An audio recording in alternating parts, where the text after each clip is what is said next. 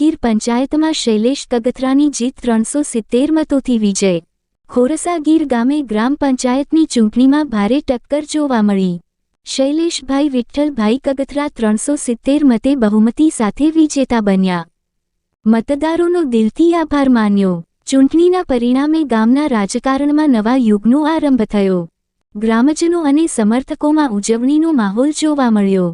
તો જુથળ ગ્રામ પંચાયતમાં મહિલા ઉમેદવારનો વિજય જમનાબેન સેવરા સરપંચ પદે ચૂંટાયા। આ ચૂંટણીમાં મહિલા સશક્તિકરણની ઝાંખી જોવા મળી। જમનાબેન જયંતીલાલ સેવરા 66 મતે વિજય। અહીં મતગણતરી દરમિયાન ભારે રસાકસી જોવા મળી હતી। અંતિમ રાઉન્ડ સુધી તીવ્ર ટક્કર બાદ જમનાબેનનું પલ્લું ભારે પડ્યું। વિજય બાદ જમનાબેને ગ્રામ વિકાસ માટે તત્પર રહેવાની ખાતરી આપી।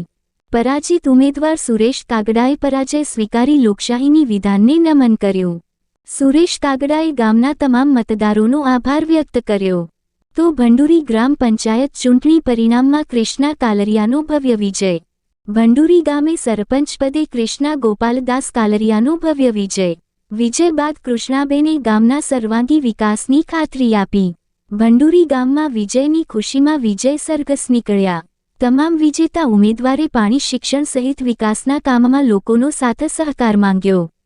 માળિયા હાટીના 12 ગામ પંચાયતના પરિણામ મોડી સાંજ સુધીમાં જાહેર થયા।